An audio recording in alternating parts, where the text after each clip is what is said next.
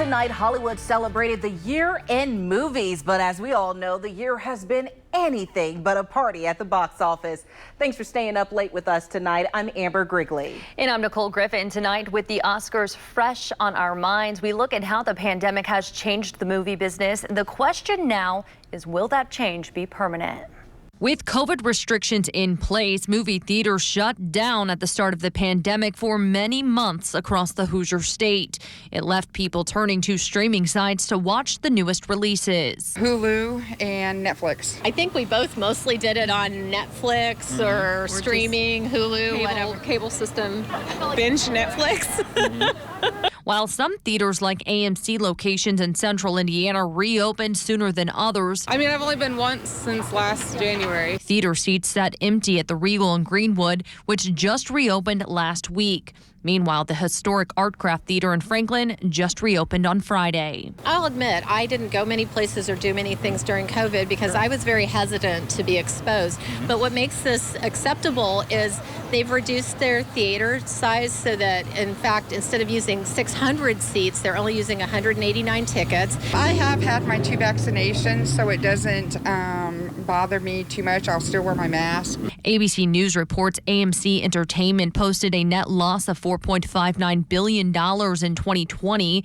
But even before the pandemic, the movie theater industry was under pressure amid the rise of streaming services. That's not a new thing. It's just the pandemic came along, and then that became for a year the only way to see movies, and it just intensified the trend. IUPUI professor Dennis Bingham is the director of film studies. He says Netflix made more films in 2019 than all legacy movie studios put together. Seeing Nomadland or Promising Young Woman at home is just not the same as seeing it in a theater. And people who are really into movies get that, but will the mass public, or have people gotten so used to watching movies on the streamers that they won't go back to theaters? We just don't know.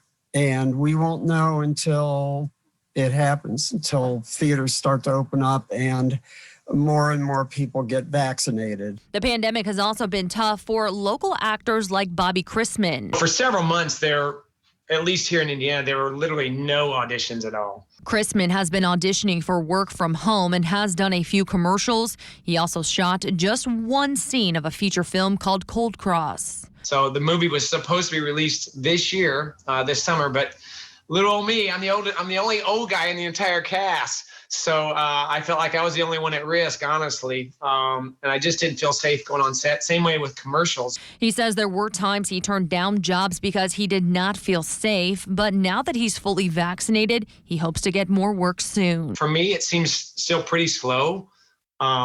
Maybe I'm too old. Maybe nobody wants a bald guy anymore. But hey, if you want an energetic bald guy, I'm the dude. Trust me, I'm the one.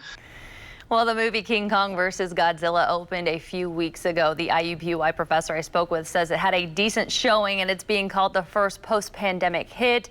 Coming up in about 10 minutes, Amanda Sorrentino will have a report in depth focusing on the historic Artcraft Theater there in Franklin.